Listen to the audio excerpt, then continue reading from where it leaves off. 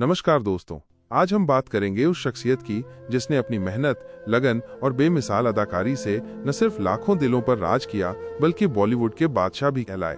जी हाँ, हम बात कर रहे हैं शाहरुख खान की। उनका सफर सिर्फ एक अभिनेता का नहीं बल्कि एक सपने देखने वाले आम लड़के का है जिसने अपने दम पर असंभव को संभव कर दिखाया। भाग 1, दिल्ली का आर्यन, बचपन और शुरुआती सपने 0-2 मिनट। बचपन और परिवार। शाहरुख खान का जन्म 2 नवंबर 1965 को दिल्ली में हुआ था। उनके पिता मीर ताज मोहम्मद खान एक स्वतंत्रता सेनानी थे और उनकी मां लतीफ फातिमा थीं। शाहरुख अपने बचपन में काफी चंचल और शरारती थे। उनके परिवार का माहौल काफी उदार और सांस्कृतिक था। शिक्षा। उन्होंने दिल्ली के सेंट कोलंबस स्कूल से पढ़ाई की और बाद में हंसराज कॉलेज से अर्थशास्त्र में ग्रेजुएशन किया। इसी दौरान उन्हें थिएटर का शौक चढ़ा। दिल्ली के नेशनल स्कूल ऑफ ड्रामा में उन्होंने एक्टिंग की बारीकियां सीखीं। व्यक्तिगत त्रासदी। कम उम्र में ही उन्होंने अपने माता पिता दोनों को खो दिया। यह उनके जीवन का एक बहुत बड़ा मोड़ था। इस घटना ने उन्हें और मजबूत बनाया और उन्हें अपने सपनों को पूरा करने की प्रेरणा दी। मुंबई का रुख। माता पिता के निधन के बाद शाहरुख ने अपनी बहन के साथ मुंबई जाने का फैसला किया। उनकी जेब में कुछ 100 रुपए थे और आंखों में बड़े सपने। भाग 2, टेलीविजन से बॉलीवुड तक का पहला कदम 2-5 मिनट।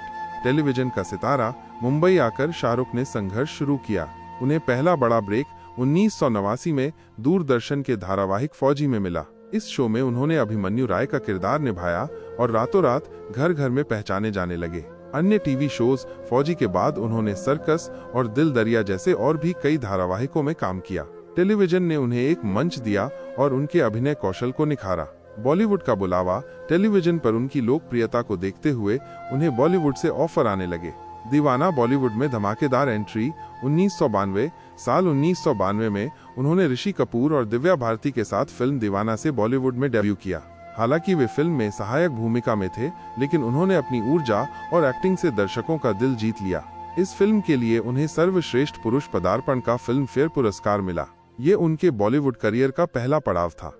भाग 3, एंटी हीरो से रोमांटिक बादशाह तक 5-10 मिनट। शुरुआती चुनौतियां और एंटी हीरो का दौर 1993, 1994। दीवाना के बाद उन्होंने किंग अंकल और कभी हाँ कभी ना जैसी फिल्में की, लेकिन उनका करियर तब बदल गया जब उन्होंने नकारात्मक भूमिकाओं में हाथ आजमाया। डर।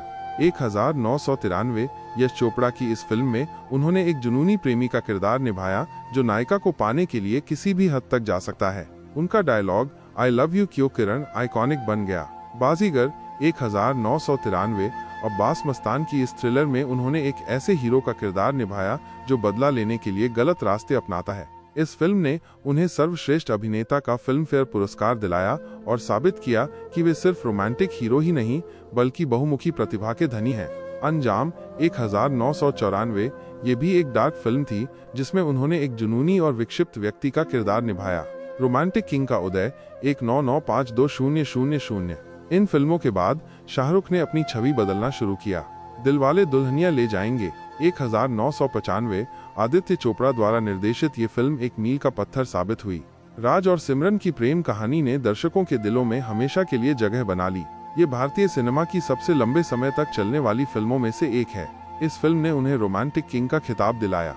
अन्य रोमांटिक हिट्स। कुछ कुछ होता है। 1998। दिल तो पागल है। 1997। परदेस। 1997 और मोहब्बतें 2000 जैसी फिल्मों ने उनकी रोमांटिक हीरो की छवि को और मजबूत किया। इन फिल्मों में उनके किरदार, डायलॉग डिलीवरी और चार्म ने उन्हें असीमित लोकप्रियता दिलाई। पारिवारिक फिल्में। उन्होंने कभी खुशी कभी गम 2001 जैसी पारिवारिक फिल्मों में भी काम किया जो बॉक्स ऑफिस पर ब्लॉकबस्टर साबित हुईं। भाग 4, प्रयोग, निर्माण और अंतर्राष्ट्रीय पहचान 10-15 मिनट। प्रयोगों का दौर। 2000 के दशक। 2000 के दशक में शाहरुख ने सिर्फ रोमांटिक फिल्में ही नहीं की बल्कि विभिन्न शैलियों में भी हाथ आजमाया। देवदास। 2002। संजय लीला भंसाली की इस भव्य फिल्म में उन्होंने देवदास का किरदार निभाया और अपने अभिनय के लिए खूब तारीफें बटोरी। स्वदेश। 2004। आशुतोष गोवारिकर द्वारा निर्देशित ये फिल्म शाहरुख के करियर की सबसे बेहतरीन परफॉर्मेंस में से एक मानी जाती है। इसमें उन्होंने एक नासा वैज्ञानिक का किरदार निभाया जो अपने देश लौटकर उसके विकास में योगदान देता है। वीर जारा। 2004। यश चोपड़ा की एक और क्लासिक प्रेम कहानी। चक दे इंडिया। 2007। शिमित अमीन द्वारा निर्देशित इस फिल्म में उन्होंने भारतीय महिला हॉकी टीम के कोच का किरदार निभाया। यह एक प्रेरणादायक फिल्म थी जिसने उन्हें सर्वश्रेष्ठ अभिनेता का फिल्म फेयर पुरस्कार दिलाया। My name is Khan 2010 Karan Johar की इस फिल्म में उन्होंने एस्पर्जर सिंड्रोम से पीड़ित एक व्यक्ति का किरदार निभाया। यह उनके करियर की एक और चुनौतीपूर्ण भूमिका थी। रेड चिलीज एंटरटेनमेंट 2002 में शाहरुख और उनकी पत्नी गौरी खान ने अपना खुद का production house red chillies entertainment शुरू किया। इसके तहत उन्होंने मैं हूं ना, ओम शांति ओम, रावण जैसी कई सफल फिल्में बनाई। अंतर्राष्ट्रीय पहचान शाहरुख खान ने सिर्फ भारत में ही नहीं बल्कि विदेशों में भी अपार लोकप्रियता हासिल की। उन्हें कई अंतर्राष्ट्रीय सम्मान मिले और वे विभिन्न अंतर्राष्ट्रीय मंचों पर भारत का प्रतिनिधित्व करने लगे। भाग 5, उतार चढ़ाव और मजबूत वापसी 15-18 मिनट। चुनौतियां और ब्रेक।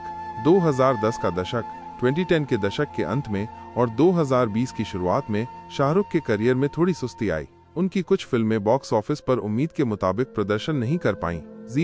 2018 के बाद उन्होंने फिल्मों से एक लंबा ब्रेक लिया। व्यक्तिगत जीवन और परिवार। गौरी खान से शादी। शाहरुख ने 1991 में गौरी छिब्बर से शादी की। उनकी प्रेम कहानी भी बॉलीवुड की सबसे आइकॉनिक कहानियों में से एक है। बच्चे। उनके 3 बच्चे हैं, आर्यन खान, सुहाना खान और अबराम खान। उनका परिवार हमेशा उनके लिए सबसे महत्वपूर्ण रहा है। कोलकाता नाइट राइडर्स KKR, वे इंडियन प्रीमियर लीग IPL की cricket team Kolkata night Riders KKR के सहमालिक भी हैं, जिसने कई बार IPL खिताब जीता है। 2023 की शानदार वापसी। लंबा ब्रेक लेने के बाद शाहरुख खान ने 2023 में धमाकेदार वापसी की। पठान। सिद्धार्थ आनंद द्वारा निर्देशित इस स्पाई थ्रिलर ने बॉक्स ऑफिस पर रिकॉर्ड तोड़ कमाई की और भारतीय सिनेमा की सबसे ज्यादा कमाई करने वाली फिल्मों में से एक बन गई। जवान। एटली कुमार द्वारा निर्देशित इस एक्शन फिल्म ने भी पठान के रिकॉर्ड तोड़े और शाहरुख को एक बार फिर से एक्शन हीरो के रूप में स्थापित किया। डंकी। राजकुमार हिरानी द्वारा निर्देशित इस सामाजिक ड्रामा में उन्होंने एक बार फिर अपनी बहुमुखी प्रतिभा का प्रदर्शन किया। भाग 6, विरासत और भविष्य 18-20 मिनट। उपलब्धियां और पुरस्कार। शाहरुख खान ने अपने करियर में अनगिनत पुरस्कार जीते हैं, जिनमें 14 फिल्म फेयर पुरस्कार, पद्मश्री, भारत का चौथा सर्वोच्च नागरिक सम्मान और फ्रांस का ऑर्डरे डेस आर्ट्स 8 डेस लेट्रेस शामिल हैं। प्रभाव और विरासत। शाहरुख खान सिर्फ एक अभिनेता नहीं बल्कि एक सांस्कृतिक आइकन है। उन्होंने भारतीय सिनेमा को वैश्विक पहचान दिलाने में महत्वपूर्ण भूमिका निभाई है। उनकी मेहनत, लगन और विनम्रता कई लोगों के लिए प्रेरणा है। भविष्य। शाहरुख खान आज भी बॉलीवुड के सबसे बड़े सितारों में से एक हैं और उनके पास कई नए प्रोजेक्ट्स हैं। उनकी आने वाली फिल्मों का दर्शक बेसब्री से इंतजार करते हैं। Anchor voice over. तो दोस्तों, यह था शाहरुख खान का पूरा सफर, दिल्ली के एक आम लड़के से लेकर बॉलीवुड के बेताज बादशाह तक। उनकी कहानी हमें सिखाती है कि अगर आप में जुनून और लगन है तो कोई भी सपना